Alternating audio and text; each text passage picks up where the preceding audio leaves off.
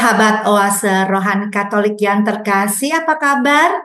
Semoga semua dalam keadaan sehat, bahagia, damai sejahtera, dan dalam lindungan kasih Tuhan kita Yesus Kristus. Riak gelombang pecah di ujung bahtera. Pertanda jala terkait ikan belida. Hiduplah dalam damai sejahtera, beroleh berkat melimpah dimanapun berada. Senang sekali saya Margaret Indriana dapat kembali menemani sahabat dalam acara kita Oase Rohani Katolik. Hari ini adalah Minggu Pekan Biasa ke-16. Sesungguhnya Allah adalah penolongku. Tuhanlah yang menopang aku. Dengan rela aku mempersembahkan kurban kepadamu, bersyukur sebab namamu baik, ya Tuhan. Hadir bersama saya, Romo Diosesan Bernardus Riki Maulana Baruwarso, akrab disapa Romo Riki. Selamat datang Romo Riki, apa kabar? Terima kasih, Bu Margaret. Saya baik-baik saja. Salam sejahtera, salam sehat juga untuk sahabat Oase Rohani Katolik dimanapun Anda berada. Terima kasih Romo yang sudah berkenan bersama dengan kami untuk memberikan inspirasi buat kami semua. Baiklah sahabat, kita akan memulai acara Oase Rohani Katolik ini dengan doa pembuka yang akan dipimpin oleh Romo Riki. Ya, Bu Margaret, para sahabat Oase Rohani Katolik yang terkasih, kita ingin mengawali refleksi kita pada kesempatan kali ini dengan mohon berkat dari Allah. Dalam nama Bapa dan Putra dan Roh Kudus. Amin. Amin. Bapa di surga, puji dan sembah syukur kami haturkan kepadamu, karena kasih-Mu yang senantiasa berlimpah atas diri kami masing-masing. Secara khusus kami ingin bersyukur, karena Engkau telah mengutus Putra-Mu ke dunia, untuk menjadi pengungkapan diri-Mu, Allah yang adalah kasih. Melalui pelayanannya di dunia, Putra-Mu sudah menunjukkan kepada kami bagaimana hidup seorang murid, hidup seorang yang terpanggil. Utuslah Roh Kudus-Mu untuk membimbing kami dalam proses refleksi ini. Semoga sabda-Mu sungguh kami hayati, dan akhirnya dapat meresap di dalam hati sanubari kami, dan pada akhirnya menggerakkan kami untuk menjadi saksi-saksi-Mu di dunia ini. Doa ini kami haturkan kepadamu ya Bapa, melalui perantaraan Putra-Mu terkasih, Tuhan kami Yesus Kristus, yang senantiasa bersama Dikau dalam persekutuan Roh Kudus, Allah sepanjang segala masa. Amin. Dalam nama Bapa, Putra, dan Roh Kudus. Amin. Amin. Sahabat Oase Rohani Katolik yang terkasih, pada kesempatan ini saya akan membacakan bacaan pertama dari kitab Yeremia bab 23 ayat 1 sampai 6. Beginilah firman Tuhan. Celakalah para gembala yang membiarkan kambing domba gembalaanku hilang dan terserak. Sebab itu, beginilah firman Tuhan Allah Israel terhadap para gembala yang mengembalakan bangsaku. Kamu telah membiarkan kambing dombaku terserak dan tercerai-berai. Kamu tidak menjaganya. Maka ketahuilah, aku akan membalaskan kepadamu perbuatan-perbuatanmu yang jahat. Demikianlah firman Tuhan. Aku sendiri akan mengumpulkan sisa-sisa kambing dombaku dari segala negeri kemana aku mencerai-beraikan mereka. Dan aku akan membawa mereka kembali ke padang mereka. Mereka akan berkembang biak dan bertambah banyak. Aku akan mengangkat atas mereka gembala-gembala yang akan menggembalakan mereka, sehingga mereka tidak takut lagi, tidak terkejut, dan tidak hilang seekor pun. Demikianlah firman Tuhan. Sesungguhnya waktunya akan datang bahwa aku akan menumbuhkan tunas adil bagi Daud. Ia akan memerintah sebagai raja yang bijaksana dan akan melakukan keadilan dan kebenaran di negeri. Dan zamannya Yehuda akan dibebaskan dan Israel akan hidup dengan tenteram. Dan inilah nama yang diberikan orang kepadanya, Tuhan keadilan kita. Demikianlah sabda Tuhan. Syukur kepada Allah. Sahabat Oase Rohani Katolik yang terkasih, marilah kita menanggapi bacaan pertama dengan Mazmur tanggapan. Tuhanlah gembalaku, aku takkan berkekurangan. Tuhanlah gembalaku, aku takkan berkekurangan. Tuhanlah gembalaku, aku takkan berkekurangan. Ia membaringkan daku di padang yang berumput hijau. Ia membimbing aku ke air yang tenang dan menyegarkan jiwaku. Tuhanlah gembalaku, aku takkan berkekurangan. Ia menuntun aku di jalan yang lurus demi namanya yang kudus. Sekalipun berjalan dalam lembah yang kelam, aku tidak takut bahaya, sebab engkau besertaku. Tongkat gembalaanmu, itulah yang menghibur aku. Tuhanlah gembalaku, aku takkan berkekurangan. Engkau menyediakan hidangan bagiku di hadapan segala lawanku. Engkau mengurapi kepalaku dengan minyak, pialaku penuh melimpah. Tuhanlah gembalaku, aku takkan berkekurangan. Kerelaan dan kemurahan-Mu mengiringi aku seumur hidupku.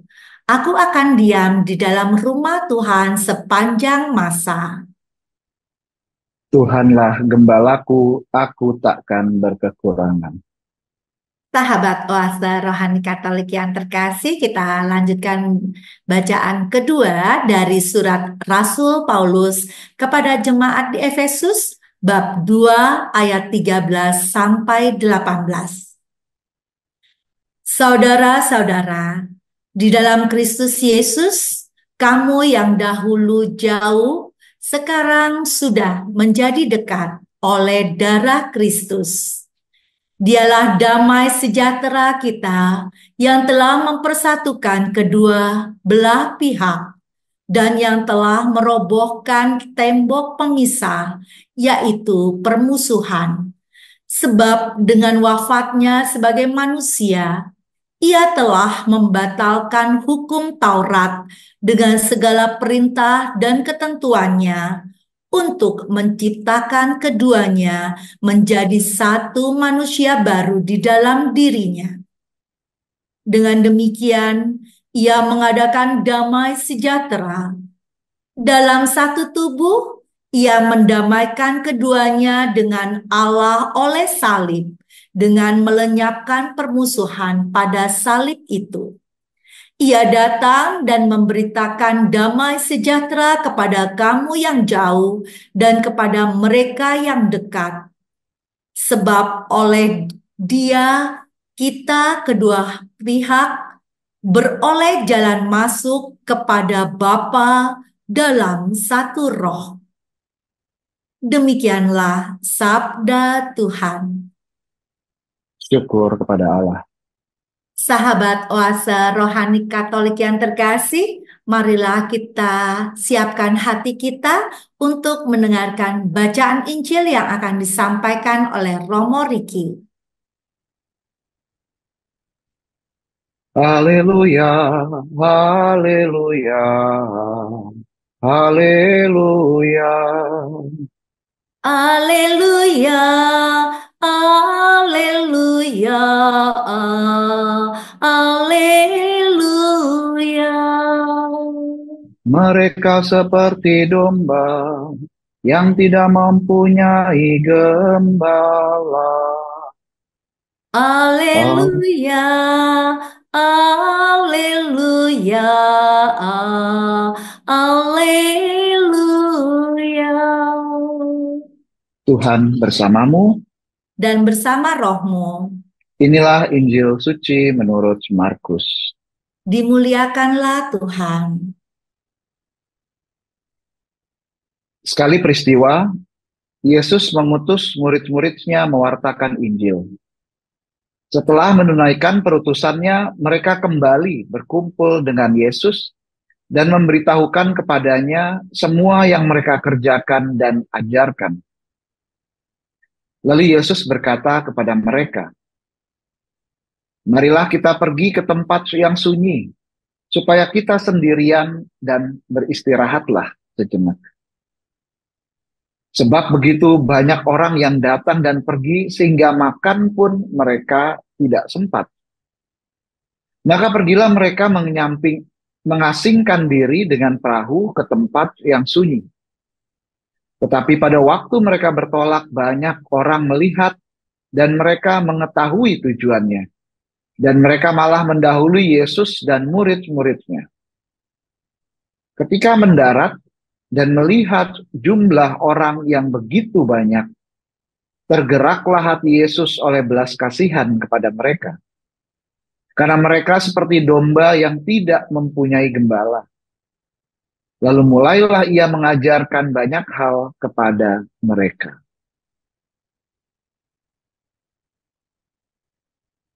Demikianlah Injil Tuhan. Terpujilah Kristus. Sahabat Oase Rohani Katolik yang terkasih, marilah kita mendengarkan renungan yang akan disampaikan oleh Romo Riki. Romo Riki, dari bacaan hari ini, inspirasi apa yang ingin Romo sampaikan untuk Margaret dan juga sahabat Oase Rohani Katolik? Ya, Bu Margaret dan juga para sahabat Oase Rohani Katolik yang terkasih dan yang berbahagia. Melalui bacaan-bacaan Injil dan juga bacaan pertama, kedua yang baru saja kita dengarkan bersama, terutama dalam bacaan Injil, kita kembali diteguhkan terkait siapa kita. Kita adalah murid-murid Kristus. Kita adalah orang-orang yang sudah terpanggil dan sudah dipilih untuk menjadi pengikut Kristus, menjadi saksinya di dunia ini. Sehingga identitas kita, identitas seorang Katolik, seorang Kristiani, adalah identitas kemuridan Yesus Kristus. Yesus adalah sang guru dan kita adalah murid-muridnya. Dan dalam bacaan Injil, tadi kita juga sudah mendengarkan bersama bahwa murid itu adalah mereka yang pada akhirnya menjalani tugas perutusan. Kita adalah orang-orang yang tidak hanya dipilih, tetapi orang-orang yang diutus. Jadi perutusan menjadi identitas kita sebagai murid Kristus. Tetapi juga dalam bacaan Injil kita mendengarkan, dan mungkin ada yang membaca sendiri, dan akhirnya bisa membaca, bahwa pada akhirnya murid-murid ketika diutus, mereka pun kembali berjumpa bersama Yesus, berbincang-bincang bersama Yesus. Dan ini menjadi penting, Bu Margaret dan juga para sahabat Oase Rohani Katolik, ya, bahwa dalam perutusan, dalam menjalani perutusan kita, sebaiknya kita juga sadar bahwa kita harus pada akhirnya kembali lagi kepada Yesus. Sehingga kalau misalnya kita asik dengan perutusan kita asik dengan pelayanan kita, tapi ketika kita lupa kembali lagi kepada Yesus, ya kita pasti akan tersesat. Kita pasti akan mengalami kelelahan. Kita mungkin, Bu Margaret, para sahabat Oase Rohani Katolik yang terkasih, mungkin kadang-kadang pernah mendengar atau melihat sendiri, ya, bagaimana mungkin para pelayan, ya.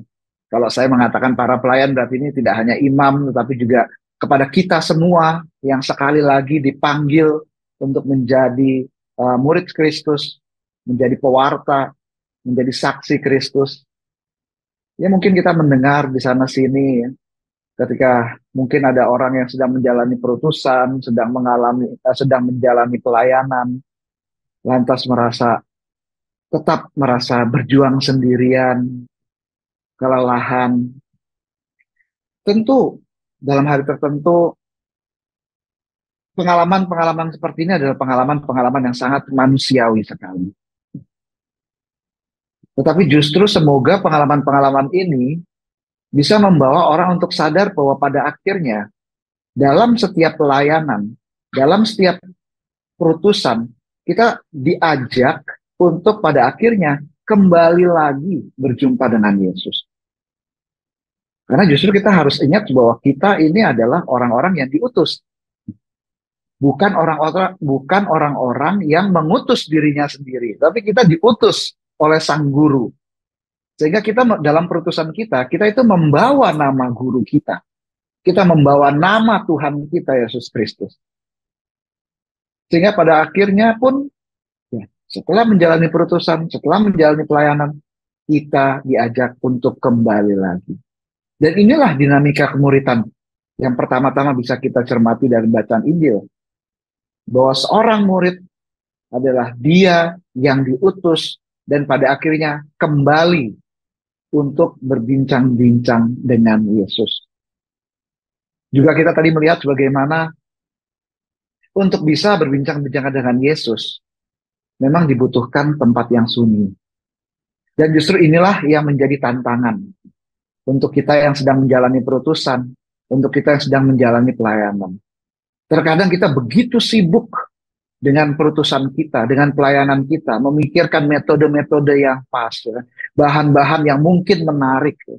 Bagaimana cara penyampaian yang luar biasa, ya. Sehingga semua orang itu harus terkagum-kagum, pengalaman disentuh oleh Tuhan, itu sangat baik. Tetapi pada akhirnya, bukan kita tokoh utamanya. Tokoh utamanya tetap Yesus. Tokoh utamanya itu tetap sang guru kita. Sehingga kadang-kadang ya perlu kita kembali bersama Yesus. Masuk dalam tempat yang sunyi. Tempat yang sunyi seringkali ya digambarkan sebagai ya mungkin momen retret, momen rekoleksi. Saya pernah mendengar bahwa yang dibutuhkan di Jakarta ini adalah kemampuan untuk tetap hening di dalam hiruk pikuk kehidupan di Jakarta. Saya sangat setuju. Tapi tidak semua orang punya kemampuan itu. Kerap kali justru hiruk pikuk, ya, hingar-bingarnya Jakarta, kota-kota besar lainnya mungkin ya, itu lantas justru bisa membuat kita tidak bisa tenang, tidak bisa hening. Idealnya, kalau kita bicara idealnya, ya memang kita harus bisa menemukan ketenangan di dalam hiruk pikuk. Tapi kerap kali itu menjadi sangat sulit. Sehingga menurut saya, kita tetap butuh momen-momen mengambil jarak ke tempat yang kita rasa memang bisa kita mengalami ketenangan, ya, kesunyian. Dan di situ kita bisa berjumpa dengan Allah, dengan Tuhan kita, dengan guru kita, penyelamat kita. Jadi sekali lagi, pengalaman kemuritan adalah pengalaman seorang yang diutus dan pada akhirnya kembali berbincang-bincang dengan sang guru di dalam tempat yang tenang atau di tempat yang tenang. Tapi sekaligus ya saya juga menyadari memang dalam menjalani perutusan ada tantangan-tantangannya ya. Misalnya saja ya pengalaman yang mungkin bisa atau pernah dialami semua pewarta, semua pelayan, yang misalnya mengalami penolakan, mengalami kelelahan, mengalami mungkin tidak mendapatkan dukungan, pengalaman-pengalaman seperti itu. Dan sekali lagi itu ada pengalaman manusiawi yang sangat baik, jika memang sungguh direfleksikan di dalam konteks kemuritan kita. Ya syukurlah kita tidak pernah sendirian di dalam menjalani perutusan pewartaan kita. Sehingga ya ketika kita mengalami kelelahan, mengalami kesendirian, ya berbincanglah kepada Yesus. Berbincanglah kepada rekan satu sama lain yang bisa memberikan motivasi, ya, kekuatan, penghiburan untuk kita. Bahwa sekali lagi dalam perutusan kita nggak pernah sendiri. Karena kita selalu membawa nama Tuhan kita, nama Sang Guru kita. Tetapi justru menurut saya hal yang bisa menjadi tantangan itu bukan rasa lelah di dalam pelayanan dan perutusan. Tetapi justru yang bisa menjadi tantangan terbesar adalah bahwa kita sebagai orang yang diutus bisa lantas mengalami mungkin menjadi seorang yang merasa sangat istimewa, ya. Seseorang yang mungkin merasa bahwa dia itu atau kita ini adalah orang-orang yang punya privilege, jadi seperti punya keistimewaan tertentu begitu ya, sehingga mungkin secara tidak sadar karena kita merasa bahwa kita sebagai orang yang punya kemampuan lebih, kita punya privilege, ya, keistimewaan itu, sehingga mungkin secara tidak sadar lantas kita itu membangun image bahwa saya pantas dihormati, saya harus dihormati, saya pantas diterima, saya harus diterima, saya pantas didengarkan, saya harus didengarkan. Mungkin itu atas image-image yang muncul, atau katakanlah ide-ide, gambaran-gambaran yang muncul dalam diri kita ketika kita merasa bahwa aku terpilih, aku diutus, sehingga menjadi seorang yang terpilih, seorang yang diutus, merasa ya saya punya sesuatu yang mungkin tidak dipunyai oleh orang lain, dan itu menjadi kelebihan saya, keistimewaan saya, sehingga dengan demikian saya harus diperlakukan seturut keistimewaan yang ada dalam diri saya. Jadi dalam bahasa rohani ya mungkin bisa disebut sebagai kesombongan rohani. Dan menurut saya ini tantangan terbesar buat kita pun sebagai seorang murid-murid Kristus, sebagai seorang yang diutus oleh Yesus sendiri. Mengapa rasa kecewa kadang-kadang muncul? Mengapa rasa lelah seringkali muncul dalam pelayanan? Mungkin saya bisa salah dan saya berharap saya salah. Mungkin rasa kecewa, putus asa, merasa tidak dihargai, tidak dihormati. Itu muncul karena ya tadi itu gambaran-gambaran yang kita bentuk sendiri sebetulnya. Bahwa saya adalah seorang yang diutus, yang punya keistimewaan, saya punya privilege ini itu, sehingga saya harus dihormati.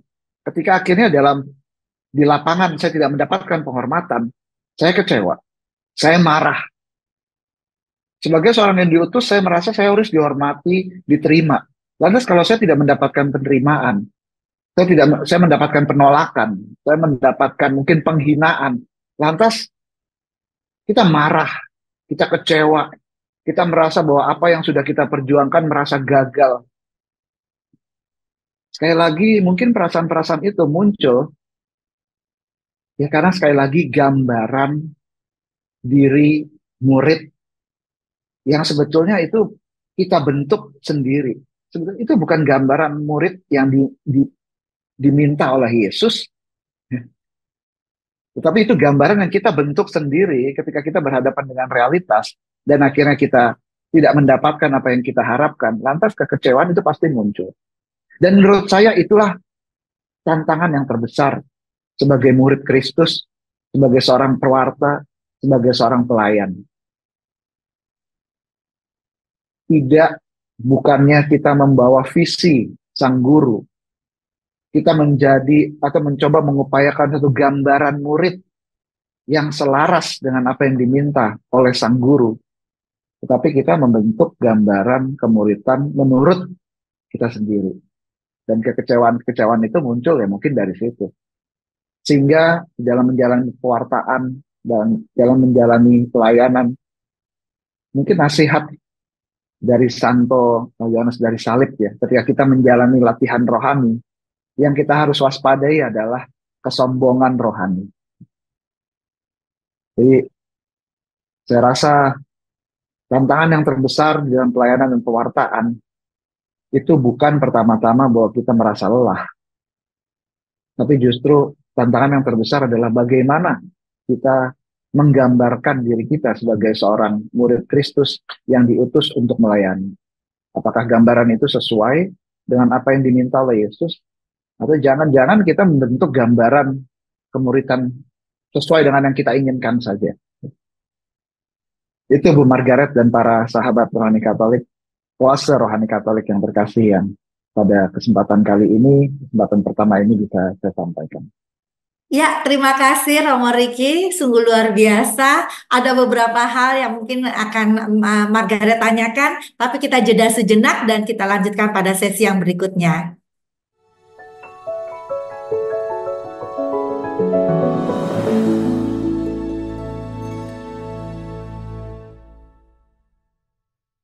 Sahabat Oase Rohani Katolik yang terkasih, masih bersama kami Romo Riki dan Margaret. Bagi Anda yang ingin menyampaikan pertanyaan, dapat mengirimkannya ke alamat email orkkaj2021@gmail.com atau melalui HP 0881 0251 334 38. Baik, sahabat Oase Rohani Katolik yang terkasih, kita akan melanjutkan dengan perbincangan rohani bersama dengan Romo Riki. Romo Riki, dari ulasan Romo pada sesi yang pertama tadi, ada beberapa hal yang menarik dan mau dilanjutkan, Romo.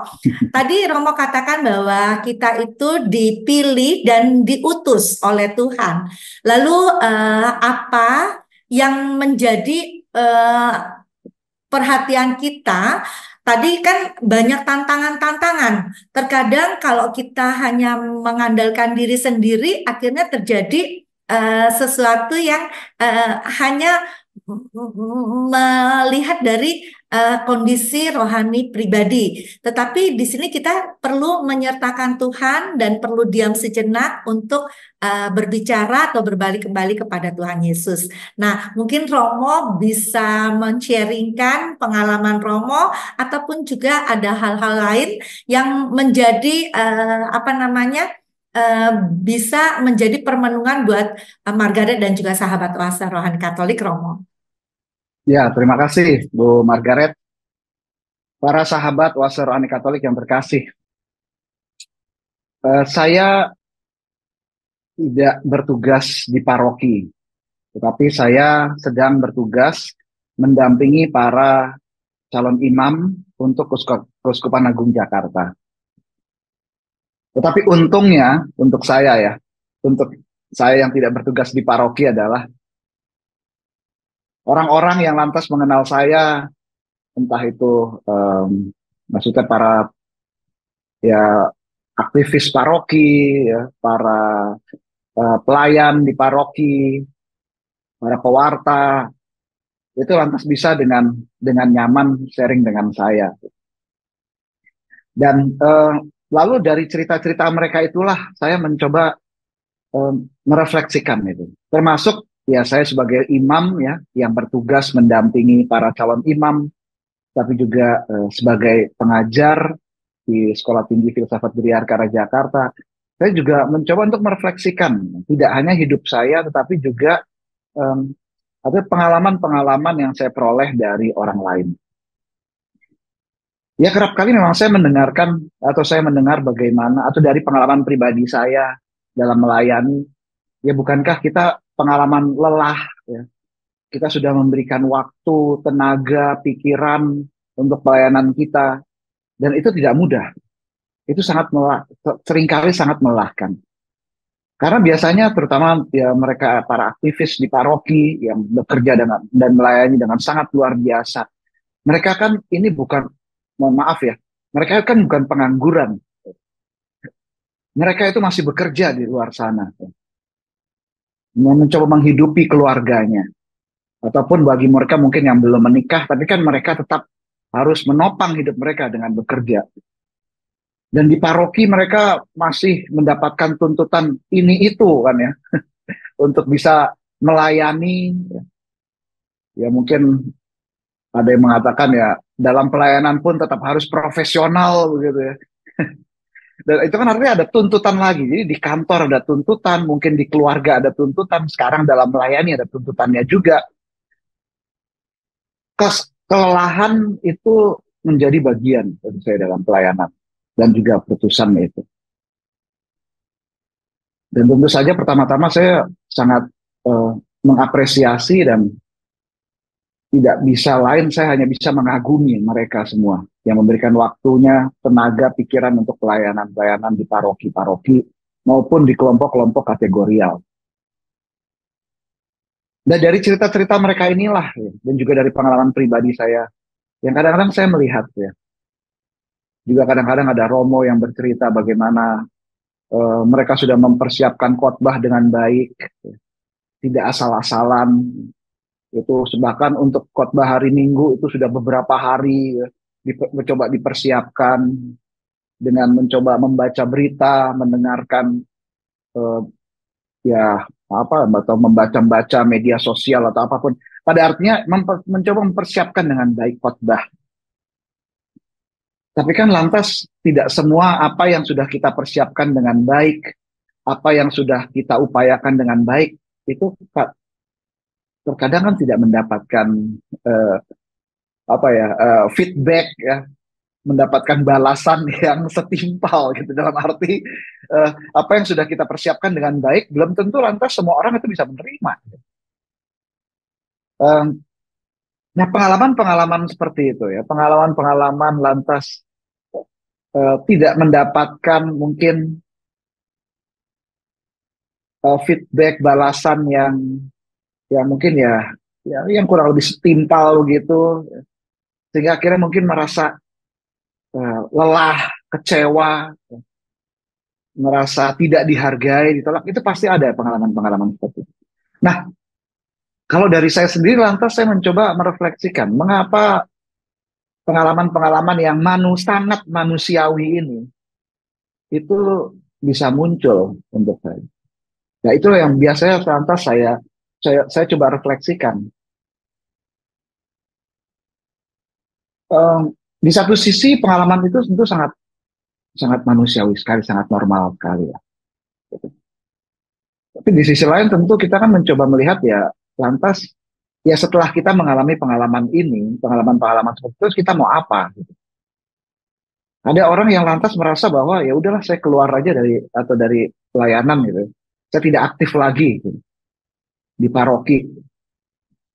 Mungkin ada yang akhirnya mengambil keputusan seperti itu. Ya. Karena lantas merasa apa yang diupayakannya tidak mendapatkan eh, penghargaan, penghormatan, perhatian, kan. Sehingga merasa bahwa ya udah, ya untuk apa gitu. Apa yang aku upayakan nggak mendapatkan apa yang balasan yang baik, mungkin begitu.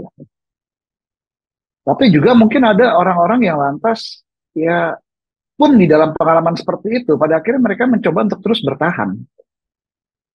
Dan menurut saya ini yang menarik. Walaupun mengapa mereka bertahan?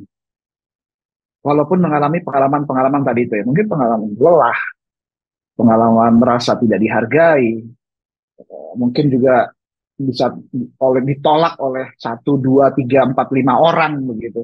Tapi mengapa mereka tetap menjalankan itu? Ya saya merasa bahwa pengalaman-pengalaman manusiawi itu bisa muncul ya ketika kita melihat segala sesuatunya itu menjadi sangat manusiawi sekali. Artinya Ya, segala sesuatunya itu dimaknai eh, menjadi sangat manusiawi. Tetapi ada orang-orang yang bisa bertahan, mungkin karena mereka itu lantas memaknainya dengan lebih, mengartikan pengalaman itu dengan lebih. Pengalaman lebih itu apa? Ya saya merasa atau dalam pengalaman atau dalam refleksi saya, pengalaman lebih itu tidak lain, tidak bukan adalah kesadaran bahwa aku melakukan semuanya ini bukan demi nama baikku, bukan untuk proyek-proyek pribadi yang mungkin ada di dalam setiap hal yang kulakukan. Ya. Tetapi ya aku melakukannya semata-mata ya karena aku sudah dipanggil menjadi murid Kristus melalui pembaptisan. Kita semua menjadi murid Kristus, menjadi anak-anak Allah melalui pembaptisan. Dan melalui pembaptisan pula kita adalah orang-orang yang diutus. Ya. Sehingga kesadaran inilah yang mungkin membuat orang-orang yang luar biasa ini, para pelayan, pewarta, aktivis di paroki, ya, juga dengan romo-romo yang bertugas di tempat-tempat pelayanan yang berat, mereka bisa bertahan. Bagaimana kesadaran ini bisa muncul? Ya menurut saya sekali lagi ya relasi dengan Tuhan.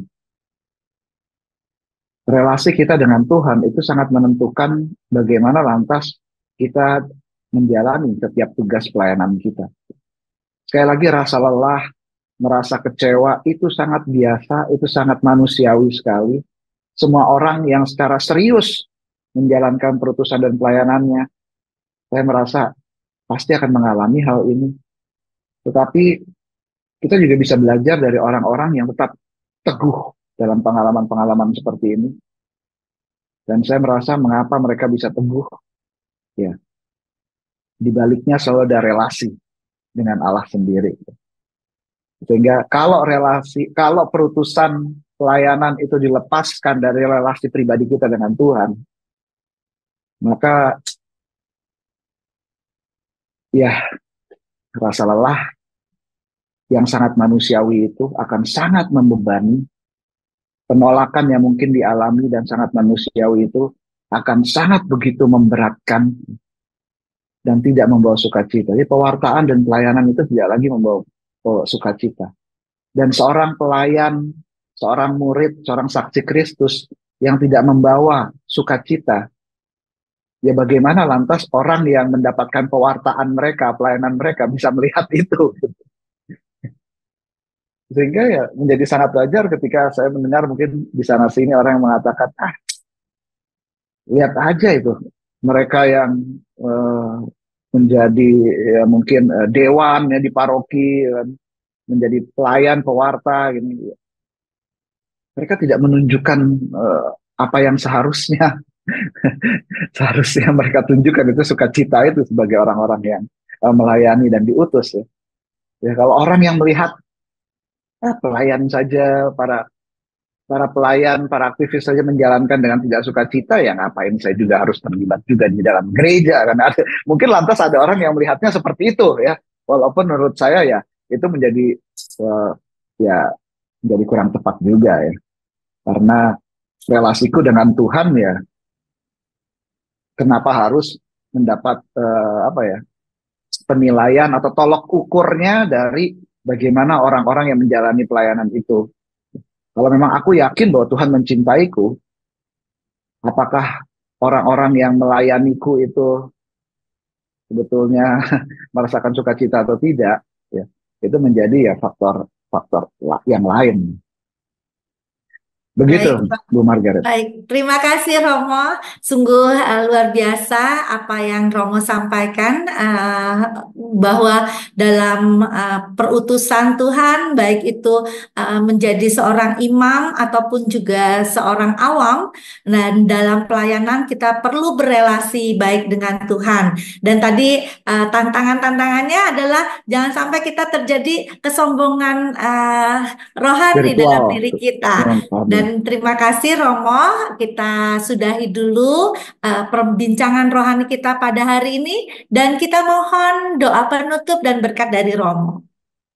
Ya, Ibu Margaret dan para sahabat Oase Rohani Katolik yang terkasih, kita tutup refleksi kita, perbincangan kita pada kesempatan kali ini dengan memohon kekuatan dan juga penghiburan dari Allah. Mari kita hening sejenak. Dalam nama Bapa dan Putra dan Roh Kudus. Amin. Amin. Allah Bapa di surga, kami ingin mengucap syukur atas kesempatan yang Kau berikan kepada kami, sehingga kami dapat mendengarkan sabda-Mu, sabda penghiburan, yang pada akhirnya terlaksana dalam diri Putra-Mu terkasih Tuhan kami Yesus Kristus. Semoga sabda-Mu dan tindakan keselamatan dari Putra-Mu senantiasa menjadi penghiburan, pegangan, dan juga keyakinan bagi kami di dalam menjalani tugas kami sebagai pelayan-pelayan-Mu, sebagai saksi-saksi-Mu, sebagai murid-murid-Mu di dunia ini. Ketika kami merasa lelah, ketika kami merasa tidak diterima, ketika kami merasa begitu banyak masalah di dalam hidup kami, semoga pada akhirnya kami mau kembali kepadamu, berbincang-bincang denganmu, dan memohonkan rahmat darimu selalu. Bapa, ajarlah kami untuk berpegang pada keyakinan bahwa Engkau adalah Allah yang Maha Kasih. Engkau adalah Allah yang tidak pernah meninggalkan kami.